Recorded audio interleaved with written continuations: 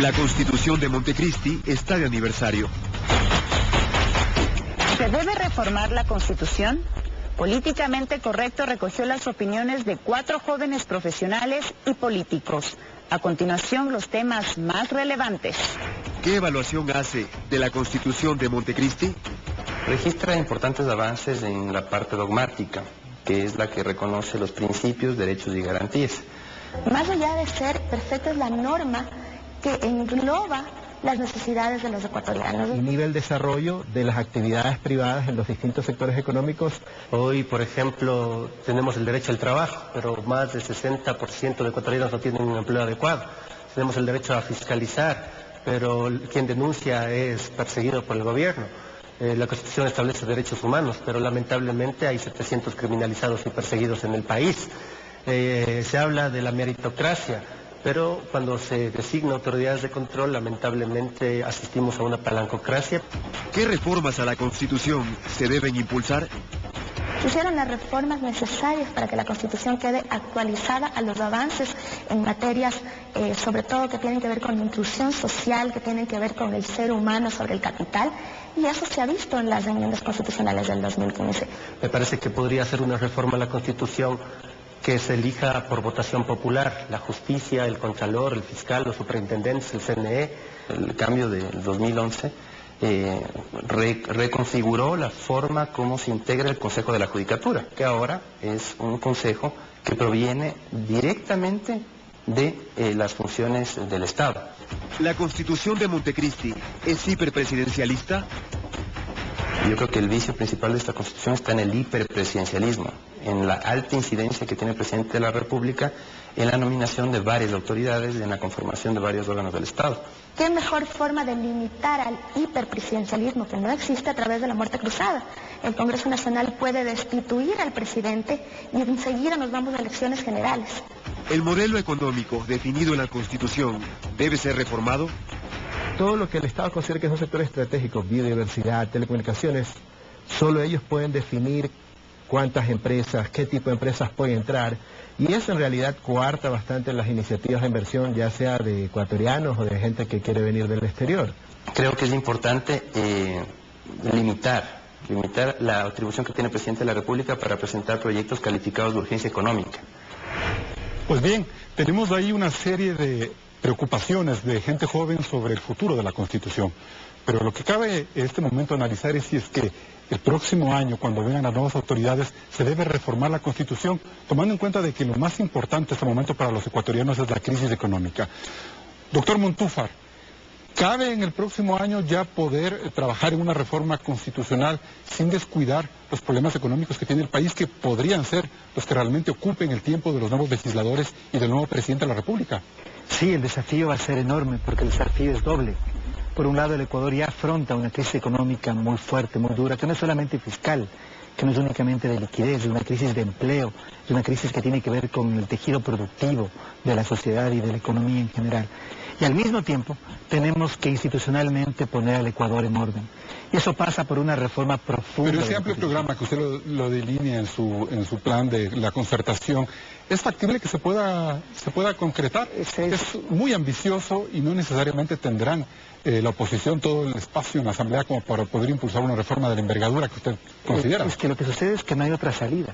Tenemos que hacer las dos cosas al mismo tiempo. Este gobierno ha sido irresponsable al no aplicar los correctivos que había que aplicar para comenzar a superar la crisis, y ha sido igualmente irresponsable al desperdiciar la oportunidad de una reforma constitucional con enmiendas que lo único que han hecho es profundizar el carácter hiperpresidencialista y de concentración de poder. Una de esas enmiendas son las que presentó la asambleísta Arias hace pocas semanas. Yo ahí veo más bien un espíritu muy regional, de darle más fuerza a la política regional, y está bien. Pero los grandes temas que se denuncian, por ejemplo, en este video de hiperpresidencialismo, no están recogidos en su visión. ¿Qué pasa ahí? ¿A usted no le preocupa que haya un quinto poder que nombre todas las autoridades de control? Bueno, tú me preguntabas, Carlos, en el segmento anterior, en qué discrepo con César respecto a la Constitución de Montecristi. Justamente es el tema del hiperpresidencialismo. Yo no creo que la Constitución de Montecristi sea hiperpresidencialista. La misma Constitución... Correa dice que se siente el jefe de todas las funciones del Estado y lo ha dicho públicamente. Vamos a lo que dice la Constitución de la República. La función ejecutiva tiene a su cargo atribuciones de administrar, de reglamentar, de emitir, de colegislar y de emitir decretos de emergencia. La función legislativa legisla, fiscaliza y realiza control político. La función judicial administra justicia. La de transparencia articula toda la participación ciudadana, toda la participación ciudadana, y la función electoral es la encargada de convocar a procesos de elecciones y realizar sus correspondientes sanciones dentro de los procesos electorales. Esas son las competencias que están establecidas en la Constitución de la República. ¿Obedecen o no obedecen a Alianza País? En el caso del Consejo de Participación Ciudadana, que tú me preguntas, Carlos, justamente el movimiento ARE presentó una propuesta de modificación constitucional para que los consejeros o los vocales que integren el Consejo de Participación Ciudadana sean electos de manera democrática y poder darles legitimidad democrática y que el pueblo sea... paquete de enmiendas. Fue presentado en el año 2014. ¿Por qué no lo retomó nuevamente? Está planteado. Ahora, necesitamos el apoyo de los legisladores, no solamente de esta propuesta, sino también de las últimas propuestas que hemos presentado. Ahora, hay un sistema de pesos y contrapesos en nuestro país. Se necesita, pues, obviamente, un control recíproco de las funciones del Estado. A mí me parece, cuando escucho la propuesta de César del hiperpresidencialismo, recuerdo las épocas pasadas en las que el Congreso tenía tanto poder que con una simple resolución se podía declarar abandonado el cargo de presidente de la República, y ahí teníamos conflictos de inestabilidad política, de ingobernabilidad en nuestro país. Ahora hay mecanismos democráticos establecidos en la Constitución de la República. Mira, yo creo que a lo que hace referencia Verónica, de esas resoluciones que declaraban por fuera al presidente de la República, no eran acciones legislativas, eran golpes de Estado, y hay que identificar las dos cosas. Pero hay que mirar el derecho comparado. ¿El Congreso Nacional, César? Eran golpes de Estado. Pero mire una cosa, yo creo que hay que poner atención al derecho comparado. Hay que mirar esas atribuciones en el papel que significan en cada uno de los países. El hiperpresidencialismo en el Ecuador tiene tres facetas, tiene tres elementos. Primero, el poder ecuatoriano, que puede reescribir las leyes en el momento del veto. Eso no existe en ninguna constitución latinoamericana. Pero antes tenía poder de veto el Congreso. No, perdóname. Eso no existe en ninguna En el 98 había un En poder segundo de veto. lugar, hay una cantidad de trabas para la fiscalización. Cuando yo era legislador, presenté un proyecto de reforma de la ley orgánica de la función legislativa, cambiando, modificando, destrabando 13 procesos, 13 obstáculos para que un inicio de juicio político pueda llegar al pleno. La verdad es que el gobierno siempre quiso ser hiperpresidencialista. El Ecuador anheló con ese... pero yo no estoy... Mira, estoy de acuerdo contigo. La constitución de Sangolquí también fue presidencialista. Y las reformas de 1983. La de 83 también fueron presidencialistas, pero la de Montecristi es mucho más. Es el primer elemento del hiperpresidencialismo. La capacidad de veto. Y segundo, las dificultades de la fiscalización, en primer lugar. En segundo lugar, lo que dice el artículo 121, Verónica, fíjate en ese artículo, cuando le otorga al presidente de la República la atribución de rectoría sobre todos los sectores sociales y económicos. Eso es algo inaudito. Le da a un presidente la facultad de invadir, de sobreregular todos los espacios de la vida económica y social.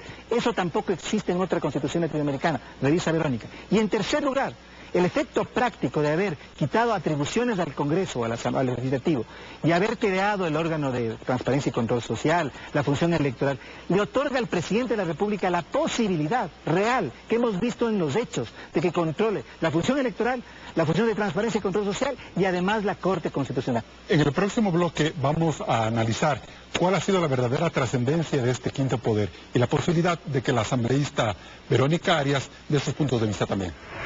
La renovación de las autoridades de control ha comenzado.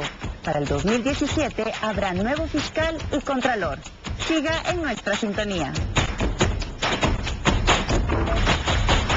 Una de las novedades que introdujo la Constitución de Montecristi es la creación del llamado Quinto Poder, que tenía como fin institucionalizar la participación ciudadana y fortalecer así el tejido democrático de la sociedad. Sin embargo, la gran preocupación que despertó la conformación de este poder desde sus inicios radica en la cercanía que el Consejo de Participación tiene con Alianza País. Claudia Roura nos va a explicar por qué el correísmo, en caso de no ganar la presidencia de la República ni de tener mayoría absoluta en la Asamblea Nacional, todavía conservará una importante cuota de poder. El secreto está en el control que el oficialismo ejercerá sobre el Consejo de Participación Ciudadana hasta el 2020. Los 7 consejeros que lo integran tienen vinculación con Alianza País. Entre sus tareas inmediatas está la designación de las próximas autoridades de control. En el 2017 se designará al nuevo Contralor, al Fiscal General y al Defensor del Pueblo. El reemplazo de Carlos Polit será en abril del 2017, el de Galo Chiriboga en julio y el de Ramiro Rivadeneira en diciembre de ese año. Actualmente está en proceso la renovación parcial del Tribunal Contencioso Electoral para el periodo 2016-2022, mientras que la próxima renovación del Consejo Nacional Electoral se realizará en el 2018. Es decir, que las únicas autoridades de control sobre las cuales un hipotético presidente de la República, que no sea de Alianza País, tendrá cierto control, serán los que se designen vía ternas. En parte, porque el actual Consejo de la Judicatura con Gustavo Yalca a la cabeza estará en funciones hasta el 2019. El Procurador General se renovaría también en ese año. El actual Superintendente de Comunicación estaría en funciones hasta el 2018. Y los de bancos y de compañías hasta el 2021. Solo el Superintendente de Economía Popular y el de Control del Poder del Mercado dejarán sus cargos el próximo año. Por esto cabe preguntarse si fue políticamente correcto haber dado tanto poder al Consejo de Participación. Asambleísta Arias, ¿no radica aquí la fuente del hiperpresidencialismo que usted no lo quiere ver? Bueno, no es que no lo quiero ver, y yo quiero, ahí discrepo con César, que él me decía que revise el artículo 121 de la Constitución de la República, precisamente por la revisión que he realizado de la Constitución del 2008 y las otras constituciones en nuestro país. Obviamente se puede evidenciar que a lo que se quiere regresar es a lo que yo denomino el parlamentarismo criollo, es decir, tener mayoría en la Asamblea Nacional y gobernar desde la Asamblea. Antes no importaba quién ganaba la presidencia de la República, porque quien tenía poder de veto eran los grupos fácticos, los grupos poderosos de nuestro país, que estaban representados en la Asamblea Nacional. La presidencia de la República, porque los organismos de control van a seguir obedeciendo al correísmo, como lo hemos visto en este segmento. Lo que no les importa a los candidatos de la oposición quien gane la presidencia, porque les interesa captar la mayor cantidad de curules de la Asamblea Nacional para formar mayorías que bloquean o boicotean el trabajo que realiza o la acción que realiza el presidente de la República o la función ejecutiva. ¿No le preocupa a usted que el próximo presidente de la República, independientemente de quién sea, vaya a tener esas autoridades de control muy vinculadas al gobierno saliente en caso de que no fuera Lenín Moreno, por ejemplo? Me parece demasiado subjetiva tu apreciación, Carlos. Yo creo porque están, digamos, vinculando la posibilidad o generando una expectativa pero la realidad está ahí, la realidad del Consejo de Participación de que sean candidatos a formar parte de estas entes de control, gente vinculada con el oficialismo, con el movimiento Alianza País. Yo creo que se puede mejorar si el Consejo de Participación Ciudadana, el Consejo de Participación Ciudadana, a través de una elección democrática de los vocales que ya le hemos presentado. Ahora, el tema de la fiscalización, que también es parte de todo el tema del control que se realiza, me parece que se está formando como una muletilla alrededor de la fiscalización. Yo, por ejemplo, le invito pues a César a que uno de sus coidearios, que es ahora de la unidad, del señor Ramiro González, que muchos ciudadanos querrán que se le fiscalice respecto de su trabajo como presidente en el IES, poder contar con las firmas de respaldo, por ejemplo, con el apoyo de los legisladores socialcristianos para iniciar un proceso serio de fiscalización. Antes de que cambie el gobierno. Claro, porque queremos hacer una fiscalización selectiva. A los correístas confesos que se pasaron luego a la oposición, a ellos no se los va a fiscalizar, pero porque ya forman parte de los grupos de la oposición. Pero sí sería bueno, César, que tú estás promoviendo, te escuchen en algunos medios de comunicación que promueves el tema de la fiscalización, poder contar con el apoyo de tus coidearios socialcristianos para poder fiscalizar a Ramiro González, que estará en la lista de la unidad a la que tú integras. Ahí está un pedido claro y contundente. Un pedido claro, que no es necesario, mi querida Verónica. Nosotros vamos a llevar adelante la fiscalización de todo lo que ha sido el periodo de la Revolución Ciudadana, con transparencia, con una justicia independiente, pero la sin asambleísta persecución, dice que desde ahora incluidos a todas las personas, estén o no en las listas de la unidad. La asambleísta dice que ahorita, que le preguntemos a Cintia Viteri, a Lourdes Tibán, absolutamente, a absolutamente. Reyes, si quieren. Incluidos quienes pueden estar en las listas de oposición, bueno, incluidas de la unidad. Con el país, eso es un compromiso que está dado, mi estimada Verónica. Pero mira, la reforma constitucional no puede darse, desde nuestra perspectiva, con dedicatoria. Hay que pensar realmente en una reforma profunda a este texto constitucional que realmente perdure, que no esté invadida por el cálculo político. ¿Y qué hay que hacer, mi estimado Carlos? Hay que hacer varias cosas. Primero, hay que reformar el hiperpresidencialismo en esos tres aspectos. ¿Cuánto tiempo se va a tardar en hacer esa reforma? Tiene que tardarse máximo un año, pues solo si me permites cuáles son los puntos fundamentales. Hay que desaparecer la función de transparencia y control social.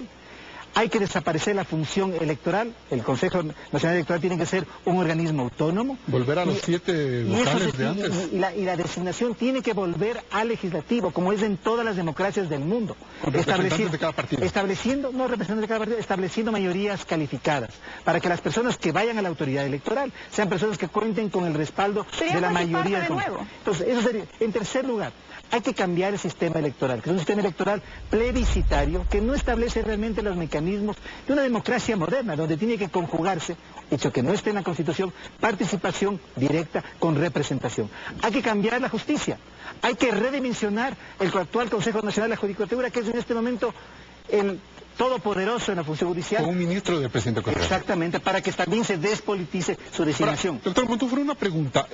A medida que vayan pasando los años, es decir, al llegar al 2020, 2021, ¿no se podría pensar que, dejando las cosas tal y como están, el próximo Consejo de Participación Ciudadana empiece ya a tener una manera autónoma de trabajar y lograr lo que se quiso en Colombia, por ejemplo, en la Constitución del 93 me parece que era de tener autoridades que funcionen bajo sus propios ritmos y tiempos y no necesariamente obedezcan a los cambios presidenciales? Pero es que sería cínico de nuestra parte decir que el actual Consejo de Participación Ciudadana está mal porque pertenece al correísmo, cuando pertenezca a los actuales sectores de oposición está bien. Esa función es una función que desequilibra absolutamente el sistema democrático y tiene que desaparecer. Más bien por ahí entonces debería empezar a reforma política. Por eso nosotros ponemos que la reforma no puede ser hecha con dedicatoria, en función de apuntalar un proyecto político. Ese es el gran defecto de esta Constitución. Es una Constitución a la medida del presidente Correa. Eso es lo que hay que cambiar. Eso debe reconocer la voluntad del pueblo, pero además hay un asunto. Y es que las autoridades que van a ser elegidas, como hace un momento constaba en el reportaje, tienen que pasar por el juicio político de la nueva Asamblea. La Asamblea tiene facultades de control político a esas autoridades, salvo la Corte Constitucional. Entonces, hay que combinar en lo que tiene que ser una nueva Asamblea que actúe ejerciendo su función de fiscalización y por una reforma política profunda. No pensar en el corto plazo, ya no pensara en el proyecto político del nuevo presidente de la República, sino pensara en reinstitucionalizar el país, el que tiene que llevarse adelante. ¿Usted cree, asambleísta, que un juicio político, por ejemplo, a los vocales del Consejo de Participación Ciudadana para destituirlos, puede ser un mecanismo rápido como para equilibrar el poder? Son mecanismos que están establecidos en la Constitución de la República, Constitución que la critica César, pero que a su vez manifiesta que sí existen mecanismos como el juicio político a los miembros que forman parte de los organismos de control. Entonces, para unas cosas sí sirve la Constitución, pero para otras cosas no sirve. Ahora, perdóname un asunto. Un tema para nosotros fundamental es que el cambio tiene que darse sobre la base de la Constitución actual. Es decir, nosotros no estamos proponiendo un golpe de Estado, ni actuar por fuera de la Constitución como actuó el correísmo en el Congreso de los Manteles. Nosotros estamos diciendo, sobre la base de la actual Constitución, hay que cambiar a las autoridades que en este momento responden a un proyecto político definido, que es el del actual oficialismo, y segundo, promover una reforma constitucional. Pero también sobre la base de una mayoría legislativa que sea viable. Que se va a dar, mi querido Carlos. Asambleísta Verónica, ¿qué pasa si es que el gobierno, aún perdiendo un tercio de la votación, puede tener 50 asambleístas de los 137 y 140? Eso ya es suficiente como para bloquear cualquier tipo de juicio político, de muerte cruzada, de reforma política. Pero no para enmendar la Constitución de la República. César plantea una enmienda constitucional o una reforma constitucional, pero si hay temas que puede ser a través de enmienda vía parlamentaria, se necesitan 91 legisladores para que sean aprobados. Ahora, todos estos temas suenan bonitos en época de campaña, porque no podemos desconocer que estamos en un año preelectoral y todos están ofreciendo temas que le suenan bonito a la gente. Vamos a fiscalizar, el Consejo de Participación Ciudadana hay que modificarlo. Nosotros... Hay que retomar la fiscalización de la Asamblea Municipal. Hay que retomar la fiscalización sin que se convierta en un mecanismo de chantaje, de presión política, de llamar a las cámaras porque queremos fiscalizar por fiscalizar, ni tampoco hacer fiscalizaciones selectivas, ¿no? O no hacer fiscalizaciones como sucede ahora. Yo no es que esté en contra de la fiscalización, creo que la fiscalización es necesaria. Pero y no se la ha hecho. Y hay que hacerla. No se la ha hecho en estos 10 años. En estos últimos 4 años, nada. Hay que hacer un proceso reconoce que no ha habido fiscalización. Yo he iniciado procesos de fiscalización en la Asamblea Nacional dentro de mis atribuciones como legisladora. Pero creo que todos estos temas suenan bonitos en época de campaña. Pero la gente necesita que le planteen propuestas serias, porque muchas son consignas y mensajes proselitistas que están lejos de ser un programa serio de gobierno para el país. Y por ello el movimiento ARE presentó una propuesta de reforma política, de modificaciones a la Constitución de la República, con temas que tal vez no sean políticamente correctos, que tal vez algunos editorialistas han considerado que son inviables, que no son oportunos, que no se tienen que discutir en un año preelectoral. Pero ¿qué pasa, por ejemplo, con el tema de la eliminación de los métodos de asignación de escaños? Ahí yo discrepo con César. Yo creo que los métodos, el método de Hahn, de Haye, de Webster y todos los métodos de asignación de escaños, cualquiera que sea, deben ser eliminados y que sean los más votados a quienes se les asigne una reforma política, doctor Montúfar. No, mire, yo creo que hay que tener más responsabilidad, disculpa que te diga así, Verónica, en las propuestas que se hacen. Ese método, que fue un método aplicado acá en el 98 y en el 97-98, es un método absolutamente antidemocrático. La democracia, que es el gobierno de las mayorías, tiene que respetar el derecho de las minorías también estar representadas. Y por eso es que los métodos mayoritarios son absolutamente antidemocráticos. Pero más allá de eso, a la minoría de las minorías, que es el ciudadano y su libre derecho a elegir a sus autoridades. Más allá de eso, eso es lo que te dice todo el derecho electoral. El constitucionalismo electoral. Es que no es posible un país en donde las minorías no estén representadas. Tienen que estar representadas las minorías. Cuando ustedes sean minoría, que van a hacerlo desde el próximo mayo del año que viene, totalmente seguro de que este ciclo político va a terminar, es necesario que su voz, que su punto de vista también sea respetado. No hay que actuar con una visión tan cortoplacista y con una visión tan, diría, autoritaria de concentración y de cooptación total del poder. Pero vamos a lo de fondo. Vamos a lo de fondo, Verónica. Vamos a lo de fondo, Verónica. Nosotros proponemos una propuesta de reforma constitucional, una reforma profunda y seria. Esa reforma necesita un camino largo y empedrado para poder volverse realidad. En el próximo bloque, aquí en Políticamente Correcto, vamos a ver los mecanismos que tiene el Estado y que manda la Constitución para poder hacer las reformas que el doctor Montúfar plantea.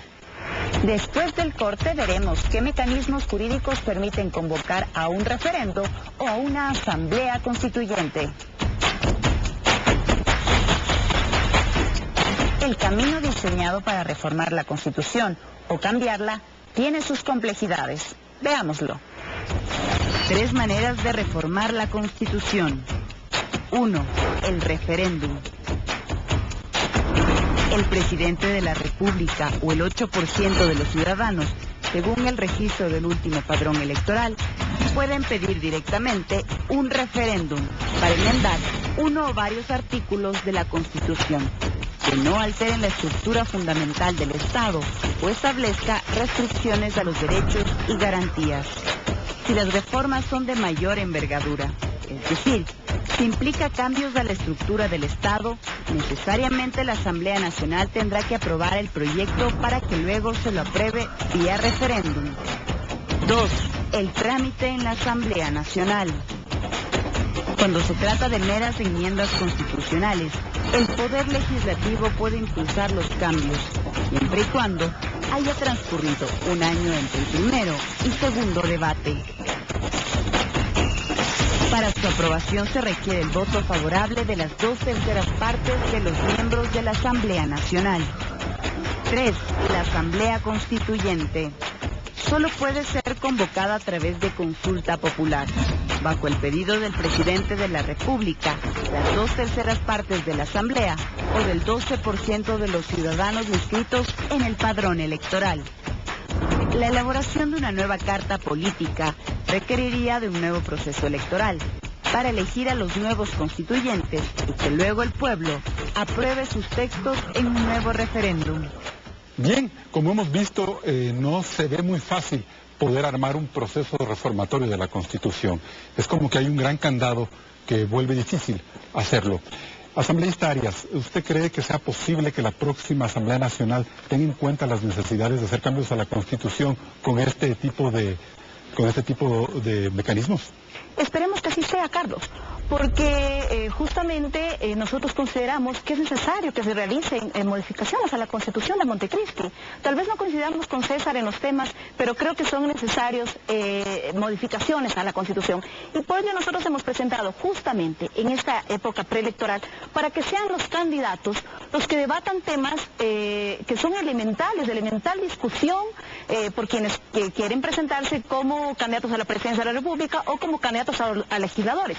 Yo les da a conocer una de las propuestas de que eliminar los métodos de asignación de escaños y que sean los más votados a quienes se les asigne una curul, porque termina siendo que los menos votados obtienen una curul, tanto en la Asamblea Nacional o en el cambio sería destruir los bloques legislativos, destruir los partidos políticos, porque no habría la posibilidad de que el elector elija por partidos, por tendencias y no por rostros. Sí, es justamente por clientelismo. No, al contrario, es permitir que el ciudadano elija libremente a sus candidatos y que a estos se les asigna, a los más votados, una curul. Porque ¿qué es lo que pasa en este momento? Las minorías forman mayorías para bloquear la acción de las autoridades ejecutivas, tanto a nivel nacional como a nivel local. También hemos planteado la eliminación, por ejemplo, del fondo partidario, porque las organizaciones políticas, llámense movimientos o partidos, pertenecen a la sociedad, no pertenecen al Estado. ¿Los banqueros, los grandes empresarios? Es que, Carlos... La idea era que el Estado proteja el financiamiento de esos partidos para evitar que haya ese clientelismo. A mí me parece una ingenuidad pensar que porque este momento reciben asignaciones del Estado, las organizaciones políticas no reciben financiamiento de grupos económicos poderosos. Las organizaciones políticas pertenecen a la sociedad. Hay una contradicción flagrante en la Constitución de la República. ¿Cómo organizaciones no estatales reciben fondos del Estado? Los movimientos o partidos políticos no deberían recibir fondos del Estado. Hemos planteado también, por ejemplo, que los consejos provinciales sean o los prefectos provinciales sean electos únicamente por el padrón rural, porque ahora pasa que se convierten en alcaldías paralelas. Obviamente trabajan en las capitales provinciales porque ahí están concentradas la mayor cantidad de votos, descuidando el trabajo que tienen que realizar en el sector rural. Y me parece adecuado, creo que es importante escuchar esa voz, pero me parece que no llegan al fondo de los problemas que estamos viendo hoy. La fuerza del hiperpresidencialismo, la necesidad de cambiar las autoridades de control, la posibilidad de que haya una reforma que se haga de manera expedita. ¿Cómo mira usted la posibilidad de que esa reforma se dé con los mecanismos que hemos analizado? No se puede minimizar, Carlos, el tema regional, porque las provincias, las ciudades intermedias, las provincias alejadas de los polos de desarrollo de nuestro país, también somos importantes y también pertenecemos a este país. Yo no estoy diciendo lo contrario, lo que yo digo es que en este momento hay un problema de democracia que se está analizando, que va mucho más allá de las reformas regionales. ¿Cómo va usted a viabilizar sus reformas si los mecanismos están bloqueados? ¿Qué respuesta ha tenido usted de Alianza País, por ejemplo, para su proyecto? Ha habido algunos sectores que están a favor, otros sectores están en contra. ¿Cuándo se lo va a debatir? Otros sectores que están en contra. El debate de eso? Se necesita justamente el apoyo de los legisladores, que es lo que estamos planteando, estamos proponiendo, estamos debatiendo en diferentes espacios estas propuestas para poder recibir el apoyo que obviamente por los tiempos no pueden ser aprobadas en este periodo legislativo, y por eso apelamos a que la nueva Asamblea Nacional, que estará conformada por diversas organizaciones políticas, puedan tomar en cuenta estos temas y poder enmendar la Constitución de la República. ¿Ahora? Yo creo que la farándula politiquera nacional no necesariamente le interesa tratar estos temas, sino plantear temas que suenen bonito en época de elecciones, pero no temas que son complejos, pero que creemos que son necesarios que sean debatidos. Doctor Montúfar, yo no le he visto a la unidad como tal, a uno de sus máximos líderes, al abogado Jaime Nebot, muy entusiasmado en un proceso grande de reforma política. ¿De qué manera se puede viabilizar los cambios complejos que usted plantea con una forma de reforma que está blindada, que tiene candados, que necesita de 2/3 partes de los votos, de altos números de padrón electoral y validación de firmas para poder ser realidad? Bueno, en la unidad tenemos un conjunto de acuerdos programáticos y uno de ellos tiene que ver con la reforma constitucional a la que he hecho referencia. Entonces yo le diría hay un compromiso de nuestro colectivo político hacia una reforma profunda. A ir hacia una asamblea constituyente como usted plantea en su proyecto de concertación. El problema no es tanto el mecanismo. Puede ser una asamblea constituyente como también puede ser una consulta popular. A no le gusta la asamblea constituyente. Bueno, pueden ser las vías. El problema no es el mecanismo, el problema es el contenido. Si es la asamblea constituyente, si hay condiciones para una asamblea constituyente, nos parece a nosotros puede ser un buen mecanismo. Pero el problema no es si es asamblea constituyente o consulta. El problema es qué es lo que vamos a reformar. Quiero referirme a un tema que plantea Verónica, porque nosotros pensamos que la democratización del Ecuador requiere una verdadera descentralización. Parte del proyecto autoritario que se ha consolidado en los últimos 10 años ha pasado por una recentralización del Estado. Entonces es importante, y en nuestra reforma constitucional también está ese punto. Sin embargo, en su propuesta hay una monstruosidad, Verónica, perdona que te lo diga así, que es intentar quitarle las rentas a Quito y a Guayaquil, como que si no fuéramos parte del país.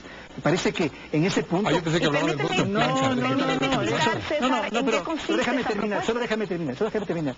Porque yo creo que ahí sí realmente ustedes están llegando a un punto que hace inviable absolutamente su propuesta. Pero insisto, lo local es importante, la descentralización es importante. Ahora, el punto principal de la reforma constitucional nos parece a nosotros, es que sea de mediano y largo plazo e institucionalice el país. Para los próximos 10 años, porque eso es lo que dura la constitución del Ecuador. El gran problema del Ecuador es que nos queremos refundar cada 10 años.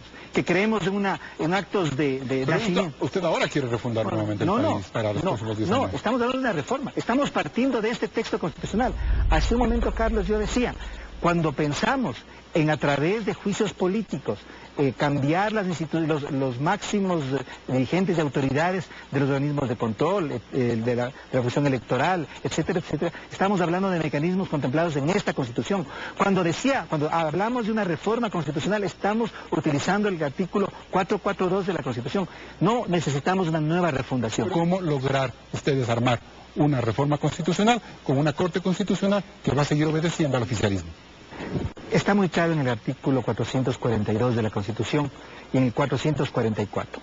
Una vía es un referéndum, es decir, una consulta popular para plantear una reforma constitucional, y en segundo lugar, una asamblea constituyente. Lo más fácil es que la pida el presidente, el próximo presidente. En el artículo 442 la consulta popular puede ser solicitada por el próximo presidente de la República, tiene que pasar un trámite legislativo que dura 90 días entre primero y segundo debate, y luego el proceso de consulta popular. Es decir, en 6 meses o máximo en un año debería estar una nueva reforma constitucional. Pero tú mencionaste algo que es importante.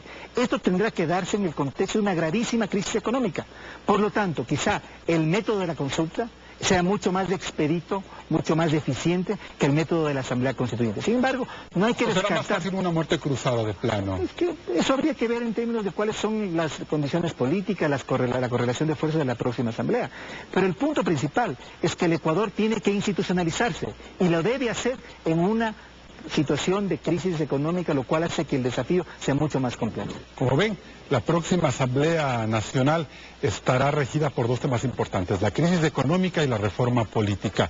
¿A cuál hay que darle más importancia? Eso queda ya para decisión de los próximos políticos. Vamos a un último corte comercial, sigue en Políticamente Correcto. Ecuador.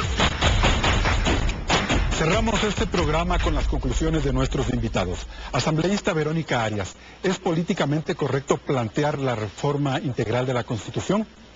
Bueno, yo creo que sí, es necesario realizar ciertas modificaciones a la Constitución de la República, lo que no significa un borra y va de nuevo. Yo a César le escucho una serie de contradicciones cuando dice que no es cuestión de refundar la República, pero quiere una Asamblea Constituyente, es decir, borramos todo y empezamos desde cero. Otra serie de contradicciones cuando habla de que es necesario garantizar la descentralización, pero está en contra de que exista una fórmula equitativa de distribución de recursos para los gobiernos provinciales, en los que no estamos diciendo que se quiten los recursos para Quito, para Pichincha y para Guayas, sino que solamente para estos gobiernos provinciales de estas 2 provincias se asignen los recursos únicamente por su población rural y no por la población de las grandes metrópolis. Ahora, yo creo que es necesario sí realizar una reforma política que permita garantizar un sistema democrático mucho más justo, tener mayor equidad en nuestro país, país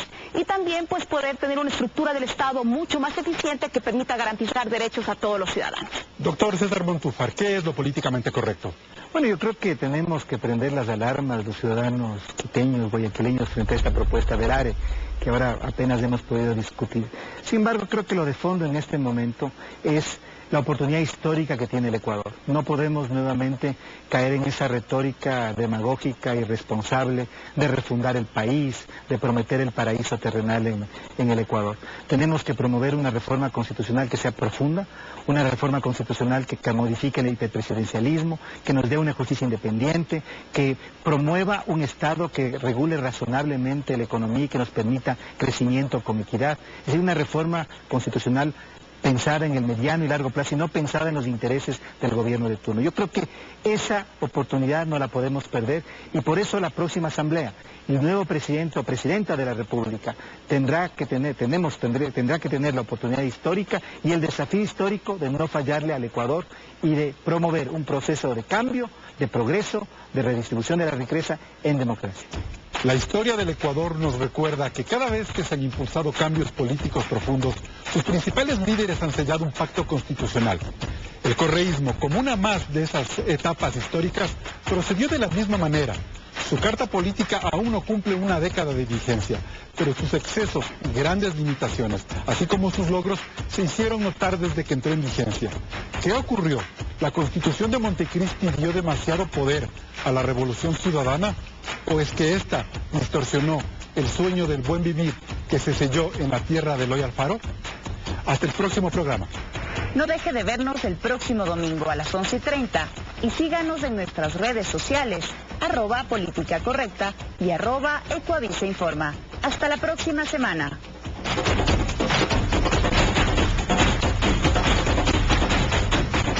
Réplica solicitada por Edwin Jarrín, vicepresidente del Consejo de Participación Ciudadana y Control Social, ante declaraciones vertidas por el candidato presidencial Guillermo Lasso en el programa Políticamente Correcto del 16 de octubre de 2016. Varias propuestas proselitistas electorales se han centrado en que van a desaparecer el Consejo de Participación Ciudadana y Control Social y la función de transparencia y control social. Es importante decirles que las propuestas que están planteando, algunas que dicen que a través de juntas de notables, otras que a través de la misma Asamblea Nacional van a reformar eso, es decirles que eso será realmente imposible lograrlo. No cabe ni siquiera en la Constitución del 98, mucho menos en la Constitución del 2008, que concibe y genera el derecho de participar de los ciudadanos y ciudadanas. Ese es un elemento fundamental en el cual los ciudadanos y ciudadanas participamos en la designación de autoridades, en el control social de la gestión de lo público, en la construcción de transparencia en lo público y en lo privado. Eso es fundamental en este proceso que se ha generado a partir de la Constitución. Y el Consejo de Participación Ciudadana es el instrumento, es el puente entre los ciudadanos y el Estado para la implementación de esas políticas, para designar sus propias autoridades. Y solamente para ponerlos como ejemplo, en este año, en las autoridades que estamos seleccionando a través de concursos de méritos y oposición con impugnación ciudadana, con veedurías, se han inscrito para participar más de 500 ciudadanos en las veedurías que vigilan esos procesos y más de 400 ciudadanos se han inscrito para participar en lo que son las comisiones ciudadanas de selección. Es decir, 1000 ciudadanos y ciudadanas de este país han participado en esos procesos.